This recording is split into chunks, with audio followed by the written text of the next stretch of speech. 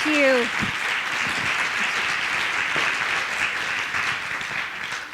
So, before we begin, can you take a moment to say hello to the person on either side of you and front and back of you?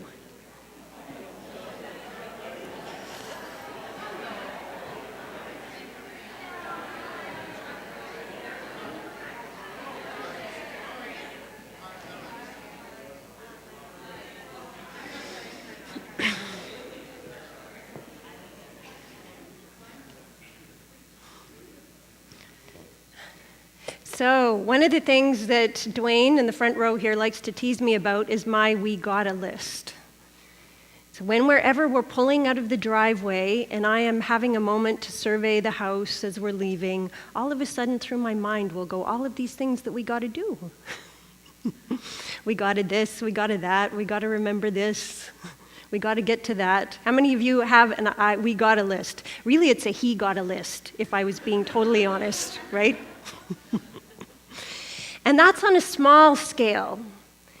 I think that we all have, running from I gottas, little things we think we need to adjust and change in the circumstances of our lives, all the way to I wannas, big things that we want to change or adjust somehow in our lives. And before we get into the nuts and bolts of tonight's topic, I'd like you to take one moment, without being too enlightened about it, to think about one of your I wannas. I want to change my life in this way. I want to lose 20 pounds. I want to find the one. I want to get a bigger house, whatever it might be. So take one moment to think about that, and then confide in the person next to you about what that is. We're going to do an exercise around this later.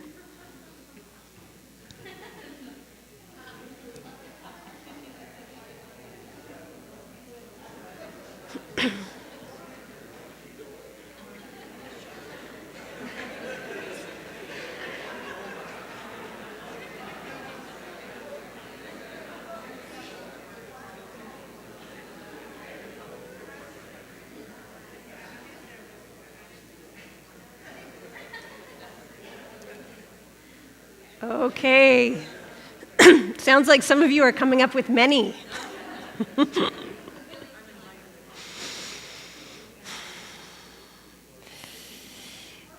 So I would be shocked and surprised if you couldn't come up with a whole bunch of I gottas and I wannas, really, honestly, if you were to be, look inside of yourself. Because we have such a weird way of looking at life in this culture. We think of it as some kind of game that we have to win, right? And it actually, the very mindset of I gotta, I wanna, is what prevents us from having the things that we want in our lives. It doesn't actually get us the things, it prevents us from having the experience that we want. So in keeping with tonight's topic, I want to share a little personal story where I learned this in a really clear way. In the spring of 2008, I was running half marathons, and I had decided that I wanted to run a half marathon and beat my best ever time, which was 2 hours, 0 minutes, and 0 seconds. Imagine getting in at 2 hours, 0 minutes, and 0 seconds. If you are a runner, how many of you run in this audience? Do you have any idea how frustrating that is? Because if I got in at 1:59, I could say I did it in under 2 hours. So I decided this was going to be my goal, and I trained for this thing, and I prepared for this thing, and the night before the half marathon was to take place, I started feeling a little tickle in the back of my throat. But I am going to get in under 2 hours. I did this with a group of people. One was a really good friend of mine whose name was Laura. So we start out, it rained all night long that night, but as soon as we got to the starting line, the sun came out and it was beautiful, and I took this as a cosmic sign, and I abandoned my jacket at the starting line, and then off we go, and the clouds come back, and it starts to rain, and it starts to pour. And it is soaking wet. This is a picture from the actual race. So about an hour in, I am now cold and wet, but I am determined that I am going to get in under 2 hours. I have got my head down. I am driven. I am going to do it. I know what my goal is. I am going to do it. But I can feel how cold I'm getting and how miserable I'm getting, and then it starts to hail. There are big chunks of ice coming down out of the sky. Hail, not small hail either, big hail. So now I am soaking wet and there is ice coming down on top of me. But no, I am still determined. And eventually, as it gets closer and closer to 2 hours and I am nowhere near the finish line, I realize it is not going to happen.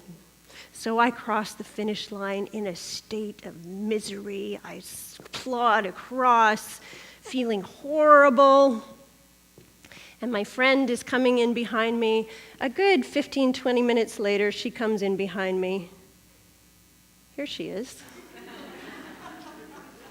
She comes across the finish line like this.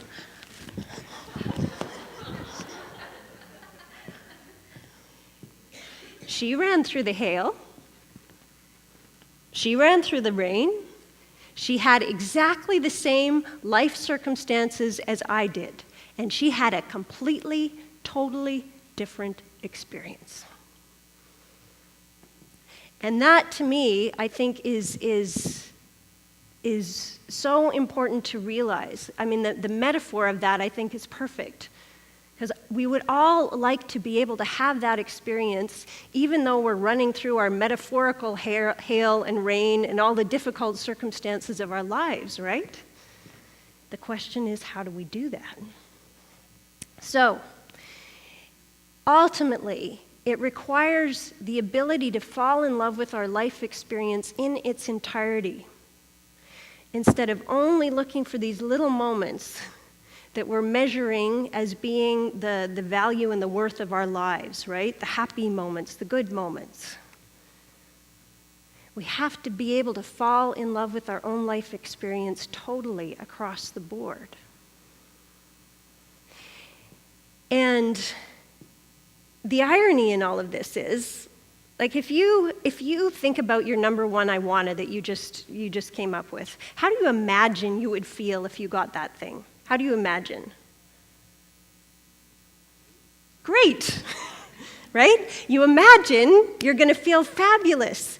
So if you say to yourself, I just would like to have Halle Berry's body. Either I would like to have it be mine, or I want to have it sleeping next to me, right? One or the other. There she is. Now, in all honesty, I don't think she really has Halle Berry's body either in that picture, but if such a thing were to occur, right? And you actually get it.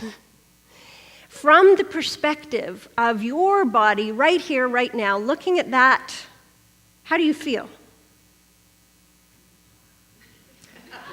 What was that? What was that in the back?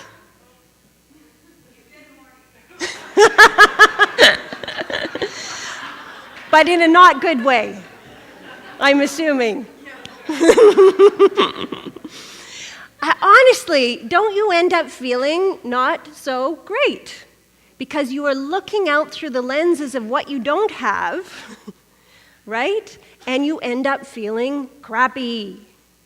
And we don't tune into this, but this is how it works. You can't feel anything but bad when you're looking at your life through what you believe isn't there, through these kind of lenses of lack. And we are cuckoo in this culture. We buy into the promise that if we had all of this stuff, right, that car, that house, if we had all of this stuff, we say, oh, I would feel so much better if I had that. We think we need this perfect picture in order to be okay. But that quest for perfecting means that we also have to perform. And this performing, perfecting thing that we start getting driven by creates a whole lot of misery. And it's insidious. We don't realize how much we start to attach our happiness to things or to having our circumstances be different somehow than what they actually are. And this, particularly in terms of materialistic stuff, we are the wealthiest culture ever to exist in the history of humankind. We are the most abundant, we are the most privileged, we have the most health care, we have the most education. We have all of this stuff. And we are also the most in debt, the most obese, the most over-medicated, the most addicted, and the most depressed. We have the highest suicide rates. In the richest countries have the highest suicide rates. Like this is not happiness.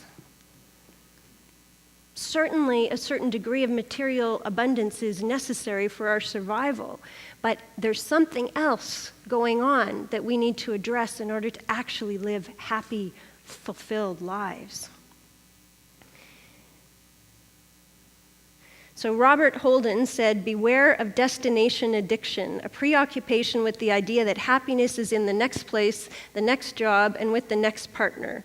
Until you give up the idea that happiness is somewhere else, it will never be where you are." So what actually prevents us from being happy? We have lots of crazy ideas about what prevents us from being happy, and most often we go on a bit of a quest to blame him or her, this or that, for our lack of happiness. Something outside of ourselves. If only he would be different, or she would be different, or this would be different, or that would be different. Some of us refuse to be happy until everything is just right in our lives. This is the one that I would tend to fall into, being a recovering perfectionist and a recovering control freak, both. Some of us are unhappy because we want to be happy all the time, which is kind of like a teeter-totter that goes up and never comes down. It's not possible. Some of us are unhappy because we want others to make us happy, and that one falls particularly heavily on the burden of people who are closest to us, our partners and our kids. And some of us think that we can kind of coerce happiness from the universe by applying some kind of magic formula. And understand, I'm not being critical about that. I'm pointing out the illogic. If these things actually worked, think of what you would have to do to get there. It's an illogical formula around how we can actually be happy in our lives. And I know for myself, if by some miracle occurred and I actually got all my I gottas and I wantas, right? Poof, there they are. My head would go to what if? Okay, it's all fine now, but what if there's an earthquake and the dam breaks, then the river comes flooding down and wipes out my whole house? What if? I know myself well enough. So we never turn around to really address the anxiety that is driving this whole thing. And that's where we got to go in order to reverse this crazy cycle that we can get into. Because finding what we want in the middle of what we've got requires putting a different context around our whole life, all of the circumstances of our lives, good and bad. So here's a question for you to consider. This is Michael Beckwith came up with this, and I think it's beautiful. He says, what if absolutely nothing in your life changed? What would you have to shift from within to attain a state of happiness, even if everything outside of you stayed exactly the same? So think about it. If your life froze in this moment, nothing is going to change. What would you have to shift in order to have a different experience of that? And falling in love with your own imperfect life and your own imperfect self is the answer to that question. Let go of perfecting and performing. Can you imagine what that would be like? To actually experience the beauty of your own life without having to change a thing, or without feeling like you needed to change a thing. And for anyone in the audience who's freaking out about goals and plans, this does not mean that you can't have goals and plans. Right? Laura and I both wanted to run a half marathon. We both planned to have a half marathon. We both trained to do a half marathon. We both did it in completely and totally different ways. She was in love with her whole experience as she was doing it. And I was just attached to my own sense of failure. And no wonder I was bloody miserable. So the question is, how do we do it? How do we change how we relate to our life circumstances? And I like to use little words so that you can remember. So we're going to talk about 4 things that spell the word real for your real life. I don't know why these things make me so happy, but they do. So, first one, responsibility. Particularly emotional responsibility. Because if we are ever going to achieve a lasting state of happiness, we've got to get out of victim consciousness and take responsibility for the state of our own existence, period, 100% entirely. To the extent that you attach your happiness to someone or something outside of yourself is also the extent to which you're giving away your power.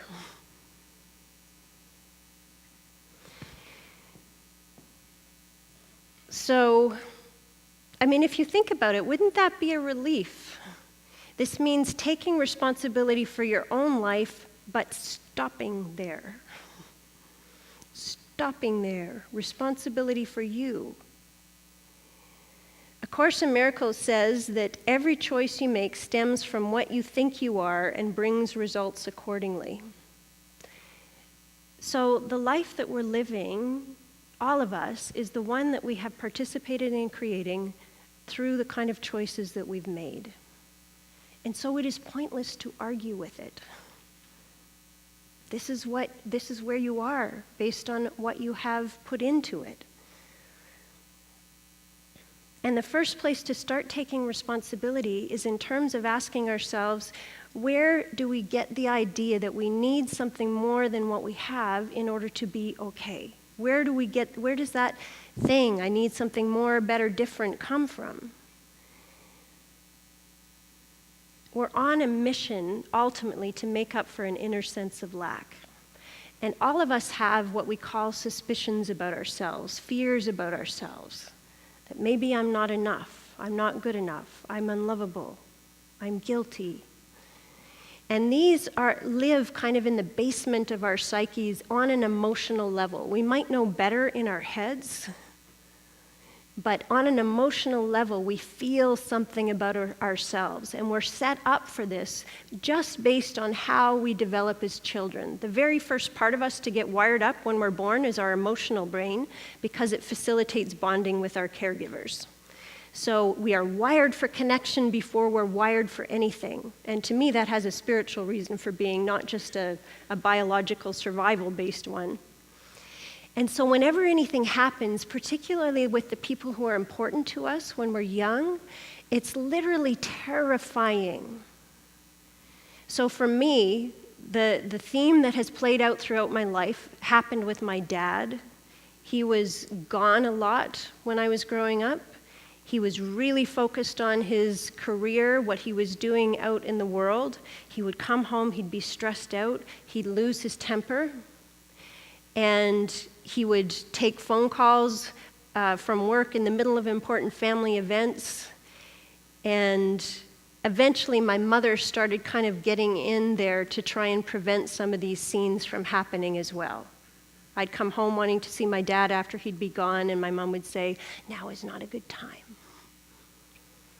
And for me, these moments were that kind of scary, traumatic moment where all of a sudden I'm flooded with fear, as we all are, and we think, oh no, what have I done? There's something wrong with me. And they might be obvious, like being abused in some way. They might be more subtle, when some part of you isn't seen or heard or validated, where you're told, don't go to your room and don't come out until you can smile about it. All of these things, we start taking on suspicions about ourselves. We start believing who I am is not good enough.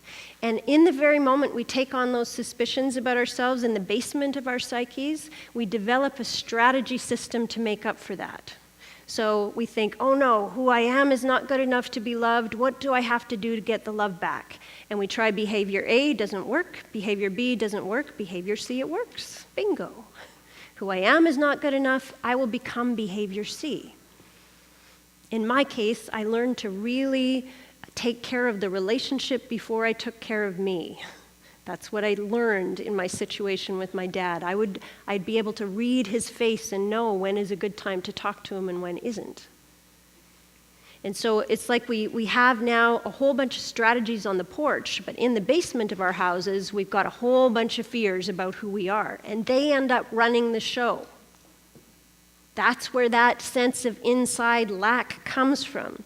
So that is where we have got to start taking responsibility, ultimately, facing ourselves first, looking inside.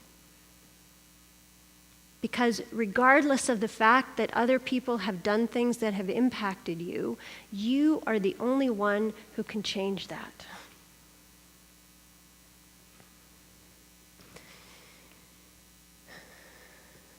So the question to ask is, what am I believing about myself that I think I need more than what I have in my life to be okay?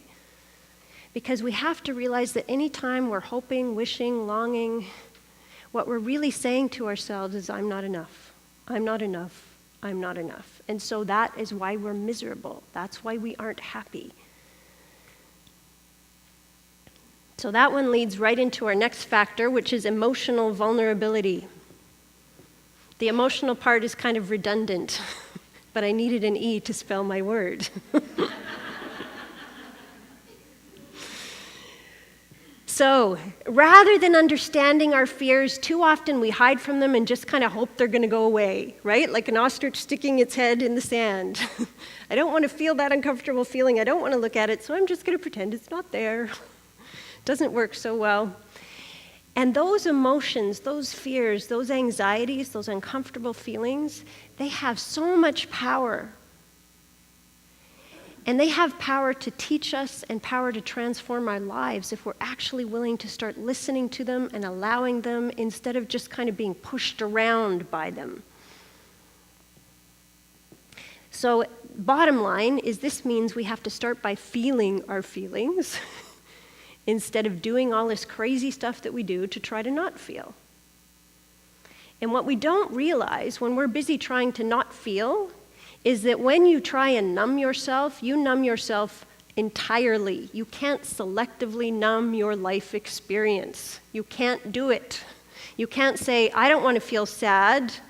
I don't want to feel angry ever. I don't want to feel scared ever, but I do want to feel joyful, and I do want to feel happy, and I do want to feel alive. You can't do that. Because all of those feelings use exactly the same network in our body. Anger, passion, sadness, joy, fear, excitement, they use the same network. So when you try to cut off your feeling, you are cutting yourself off from all the good stuff as well. So we have to let ourselves feel those feelings, in a way get in touch with what's going on in our basement, and then let ourselves be vulnerable where we are vulnerable. Actually, instead of hiding, pretending, defending, strategizing, using all our porch techniques that we learned, we have to actually let ourselves be vulnerable where we are vulnerable. Because the fears that we have are not true. But we're never going to realize that as long as we're hiding them away. Evolution takes place on the point of contact with another human being. If you think about how you feel when somebody is being brave enough to be vulnerable in front of you, how do you feel when someone's legitimately vulnerable with you? Sick. That's not the word. That's not the... Safe. I thought you said sick. It's not where I was going with that. Safe. And your heart opens, doesn't it? Your heart opens. That's a human response to vulnerability. And there is so much power in that. Vulnerability is connective. And that's why vulnerability is more likely to work than any of the strategies that we want to employ, any of the masks we put on, any of the controlling stuff that we do. Vulnerability invites connection. And the key is ultimately to reveal our vulnerability in a responsible way. Because I think in this culture we also will often confuse victim with vulnerability. And victim sends messages, look what you've done to me. You hurt me. And that I could spend a whole hour talking about, but I'm not going to. Next, acceptance. Stop arguing with your own life circumstances. How much time do you spend arguing about how things should be? Or upset because they are the way they are? Whatever is happening is what is happening, and it is a waste of energy to argue about it inside of yourself. It is a waste of energy. And practicing acceptance is the quickest way that you're going to get yourself unstuck when you feel stuck in your life. I guarantee it. Sometimes what's happening is hard. And when it's hard, the bravest thing we can do is let ourselves actually fall into that experience. And let ourselves feel it. And let ourselves move through it on an emotional level. I started my career more than 20 years ago at a cancer clinic. And people's responses to hearing the news that they or a loved one has been diagnosed with cancer is often, why me? Right? Which is a pretty understandable human response to that kind of scary news. Because when people hear cancer, they think, I'm dying, which is not true anymore. However, that's where our brains go, cancer or death.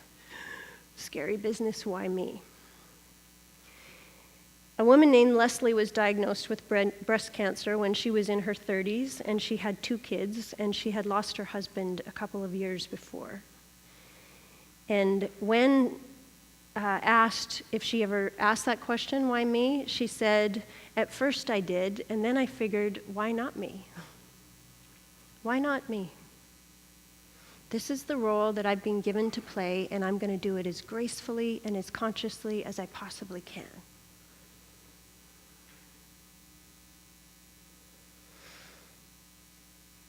The best stories are not stories that say, once upon a time, they lived happily ever after. The best stories, the best feature films have challenges, have difficulties, have all kinds of messy human things in the middle of them. And that, to be able to fall in love with your own story means learning how to see the beauty even in the middle of really hard, challenging circumstances. And this one is really hitting home for me these days. Dwayne and I are both surrounded by people who have got some really serious challenges happening in their lives right now. Relationships breaking up, affairs coming to light, a couple of people actually dying at the moment, one who's a very close friend of ours in Sweden. And that, when we think about life as a game that we have to win, like if the object of the game is not to face the same difficulties that our neighbors are facing, we're never going to be able to find happiness.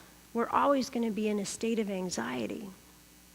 Every single one of us are going to go through difficulty at some point in our lives.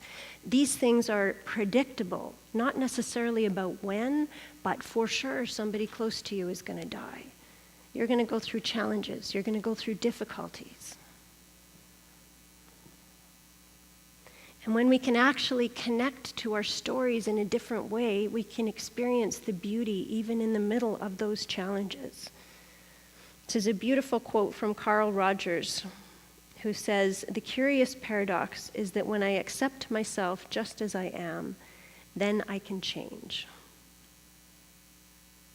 So just as our lives are a mixed bag, so are we.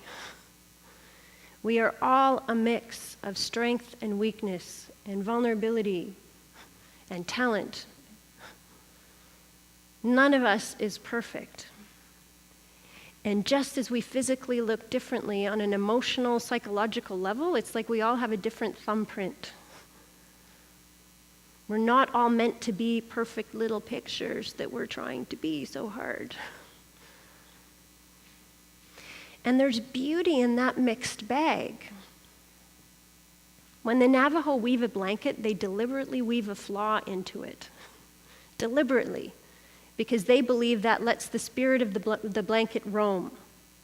And I think that's a beautiful, gorgeous metaphor. Like there's something in these flaws and in these difficulties that's actually essential in terms of our spirit roaming, in terms of our growth and our development as human beings. If we actually manage to create our lives where there's never any difficulty and everything is always perfect, we would end up being narcissists. We'd be diagnosable, every single one of us. The thing that makes us rich and amazing as human beings is all of these flaws, apparent flaws. We're perfectly imperfect. And so when we're brave enough to reveal those flaws, to reveal our vulnerability, when we can accept, in a way, that's where we accept ourselves and we start to be able to change. Ultimately, that is the experience of the awakening. People come, not all of us know how to be vulnerable. If we have any skill as facilitators, it's in helping people to become vulnerable. But what happens when we actually get there is magic. Because vulnerability invites connection. And the experience of connection is the correction to those crazy things that we have made up about ourselves. Because every single one of those suspicions that we're holding about ourselves was born in a relationship with an important other person. None of them happened when you were all by yourself. Not a single one of them. They all happened with somebody. And we need to correct them with somebody as well. We can't do it by reading a book. You'll get great information by reading a book, don't get me wrong. But what will end up happening is then your head is going to be in an argument with your feelings all the time. You're going to be trying to talk yourself out of how you feel all day long. Because you know better up here, but you feel something else.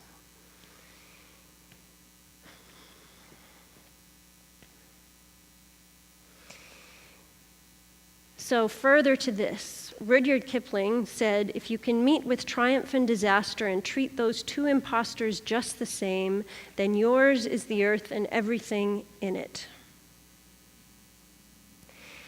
If we feel like we need to be protected from life's sorrows and from difficulties, we're never going to feel the happiness that comes from fully living our lives.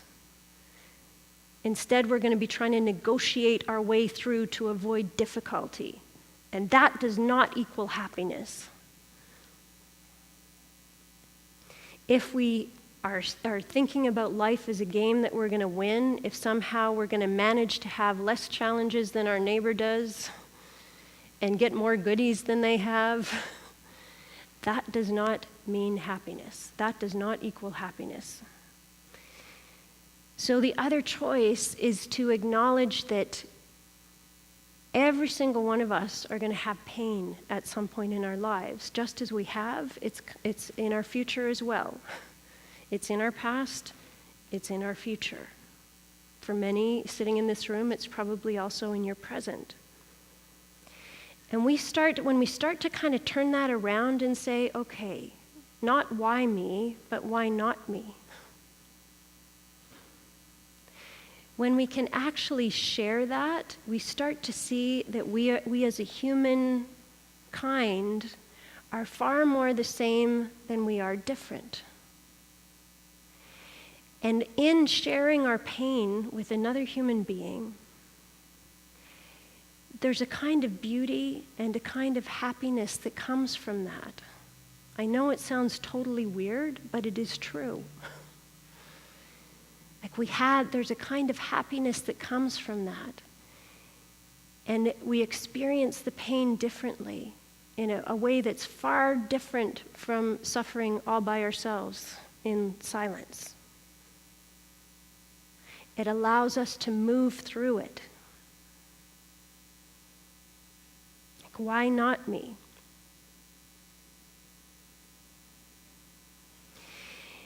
And so the key is to come to terms with all of our life experience, the past as well. Because if you can't look back at your past with love and appreciation, you are not going to be able to meet your present and your future with love and appreciation.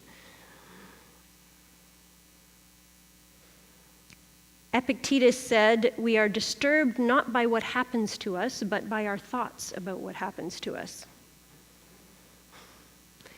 So, all of these things that happened, it is not the events themselves that cause the suffering. It is the meaning that we have attached to the events and the meaning that we are now carrying into our future and projecting all over everything. It is not the events. It is the meaning that we have made of the events. So our task is to change the meaning, not just on an intellectual level, but on an emotional level.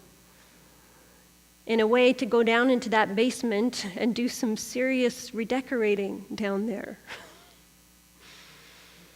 Because ultimately, all that stuff that we made up about ourselves there is not true. Whatever happened with my dad, it is absolutely 100% not true. What I made it mean, which is that I'm not important, that I'm unlovable, is not true. And in fact, I've had several conversations with my dad about all of that, and my dad didn't have a dad growing up. His dad was fighting the Second World War when he was growing up, and he didn't have a dad. For him, walking into that was like walking in his world, there is a mother only, there is not a father. And so in his mind, it's really kind of bizarre, but he is seeing himself as unimportant walking into our family home. And in a way, that's part of how it landed on me, right? I also end up with that feeling I am not important. Because these suspicions that we're holding about ourselves end up being transmitted if we're unwilling to take a look at them and take responsibility. So when we can actually fall in love with our lives, past included, to be able to see it in a totally different light, and not just to understand, but to feel differently about it, then we start to fall in love with our own life story. Every single person in this room, your life is worth a novel or a feature film. And all of us, if you think about the films that have touched you the most, I guarantee that they're going to be things that are kind of a real life story in some way. And we glorify the actors who play these life stories out for us on the screen, but it is the story that is the magic. That's what gets us. And each and every one of us in this room has the same kind of magic available to you. Your story is also worth a novel. So we're going to do this is an intellectual exercise, not an emotional one, but it will make the point. We're going to take a few moments for you to review your I gotta or your I wanna, the thing that you came up with off the top, and ask yourself, what do I imagine I would experience if I got that thing? Next question. If you do not achieve this thing, what would you make it mean? What fear must you face in yourself? And that fear is going to have a history for you. Third question, if you waved a magic wand and took away that fear about yourself entirely, poof, how would you feel Even if nothing ever changed, even if you didn't achieve the thing, how would you end up feeling? And this is just a little intellectual exercise to make the point that every single one of us already has what we need in our lives to feel totally 100% happy. So for example, if your I gotta make more money, right? I gotta make more money. How do you imagine that you would feel if you did that? I would relax. I wouldn't worry. I would be able to just be free. If you did not achieve this thing, what would you make it mean? What fear must you face in yourself? I'm a failure, which is going to have a history. If the magic wand worked, poof, and I take that away entirely, the fear of failure is totally gone. You are not a failure. How would you feel? I would relax. I would feel free. I wouldn't worry about anything. So it's a little trick I'm playing on you. For you to see that number 1 is linked to number 3. So have a little chat to your neighbor about that. Take a couple of minutes to work your way through that with the thing you came up with off the top.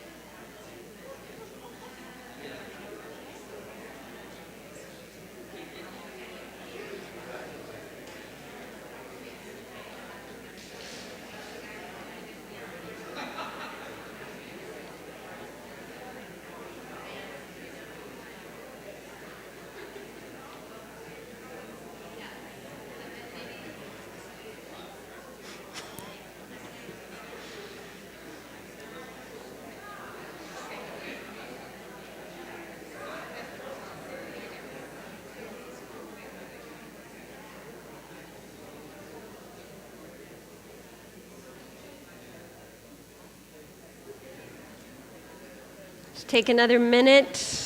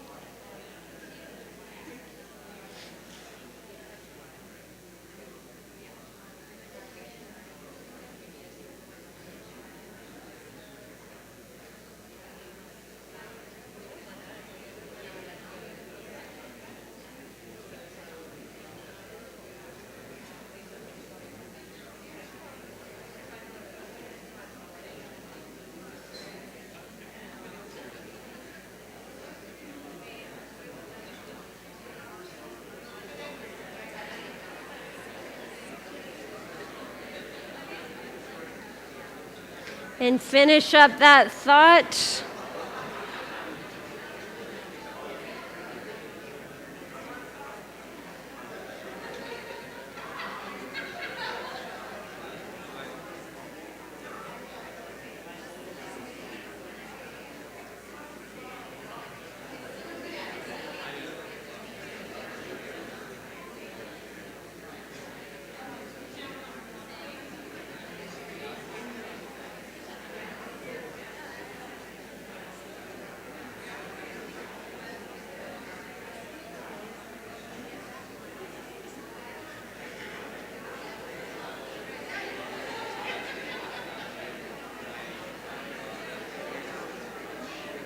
Okay, come on back.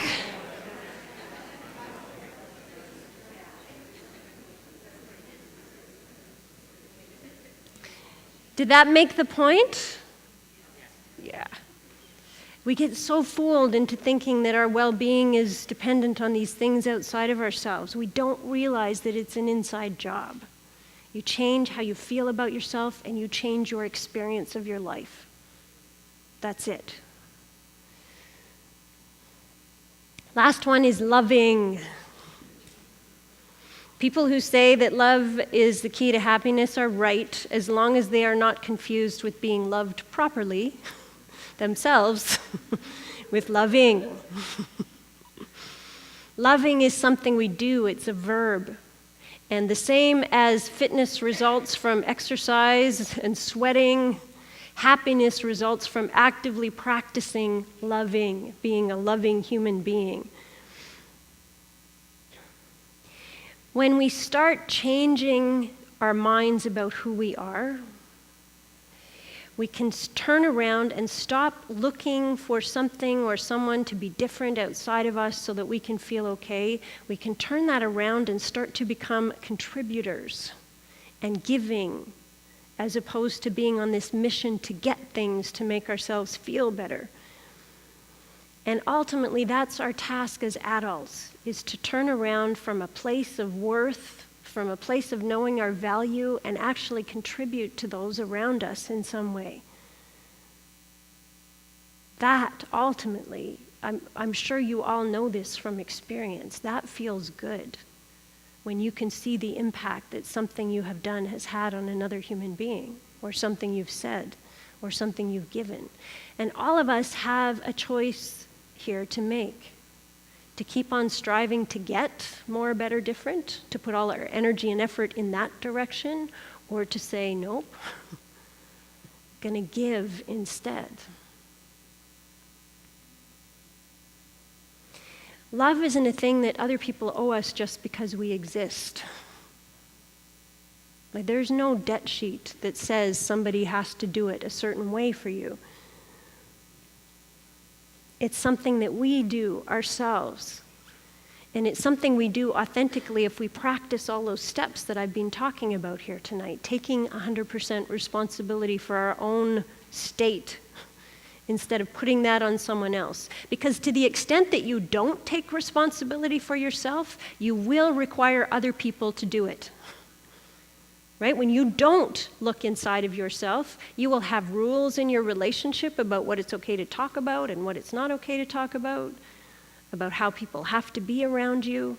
What you refuse to take responsibility for, other people have to. So responsibility, practicing being emotionally vulnerable and transparent instead of putting on all these crazy masks. Honestly, we're weird creatures. It's like we disguise ourselves and we hide, right? We hide, we pretend. It's like if I am a radio station and I just love jazz, but I am constantly broadcasting country and western all the time, and then I'm going, how come everybody I meet is wearing a cowboy hat? I just don't get it. How does that happen? I'm so frustrated because I love jazz. I just love it. The world organizes itself around who you are. And when you're presenting your defense, when you're presenting your mask, it will organize itself around that. If you are an overfunctioner, you will be surrounded by underfunctioners. Don't be surprised. Don't be surprised. People with their hands in their face right now. No! How could that be? When you are brave enough to let people know who you really are, life will organize itself around that too. It will. And you will be living a more authentic life. Happiness comes from ultimately allowing ourselves to be perfectly imperfect. So everything that all of us want is available in your real life right here, right now, no matter how challenging the circumstances might be. And what stops us ultimately from having that kind of wide open happiness is not something outside of ourselves, it's something inside of ourselves. It's the fears that we're holding about ourselves in the basement of our psyche. We can't ever live a full-out happy life when underneath it all we're believing I'm not lovable, I'm not good enough. That's the place we got to turn around and take a look at. And ultimately, the reward of doing that work is not just your own personal happiness. Like, in my opinion, we don't actually have the luxury of choosing whether or not it's a good thing to be loving and to be a more responsible human being. Because I believe that we have cultivated a whole society based on fear, and that we're actually doing a whole lot of damage globally in our families. Like, we have a responsibility to do this as well, to turn around and commit to living our lives based on honesty, authenticity, love, responsibility. So we're back to Michael Beckwith. What if absolutely nothing changed in your life? What would you have to shift from within in order to achieve a state of happiness?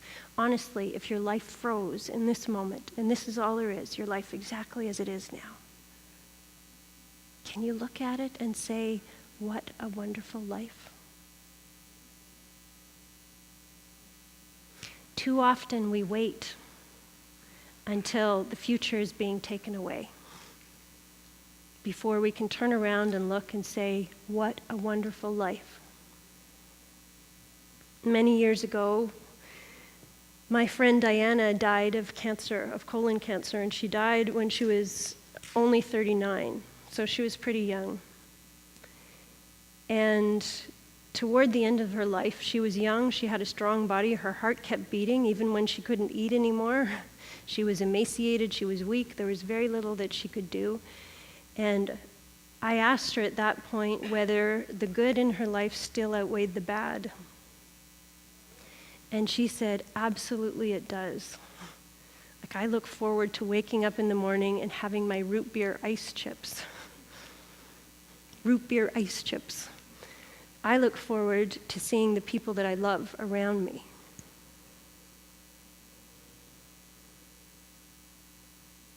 And that, my hope and my prayer for all of us in this room is that we don't wait before our future is taken away in order to appreciate all that we have here. Honestly, if she can appreciate her life and her root beer ice chips, all of us can as well. And we also have a friend in Sweden right now, Bill, who's in hospice, dying of cancer, also fairly young, under 50, and the same thing. Like, he does a little daily diary of his life on Facebook. Can't eat anymore. But he also is full of appreciation and gratitude for the life that he has lived. And all of us have abundance. All of us have miracles. All of us have a wonderful, wonderful life. So what if everything is okay exactly as it is now? Can you connect to the beauty of that?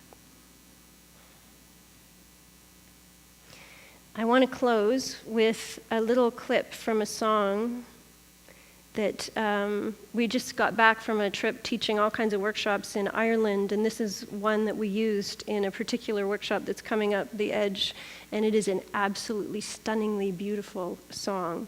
And I'm closing because it kind of makes the point of what I've been talking about this whole evening. So just take a moment to watch. Is my sound on, Craig? For the song? Okay.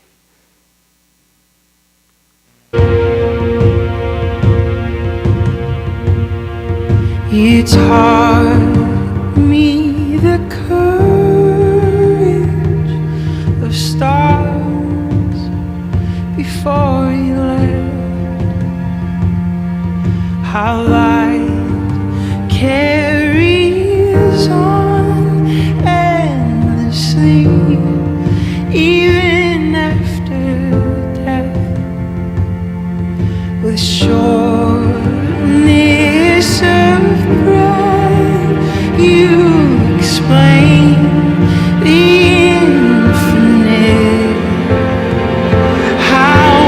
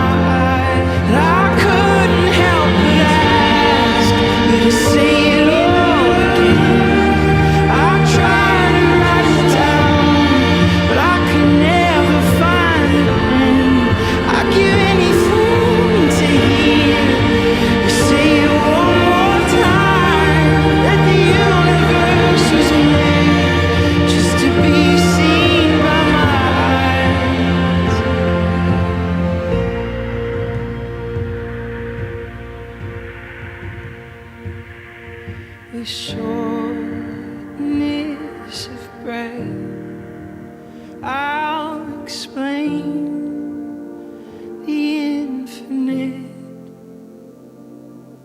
How rare and beautiful it truly is that we exist.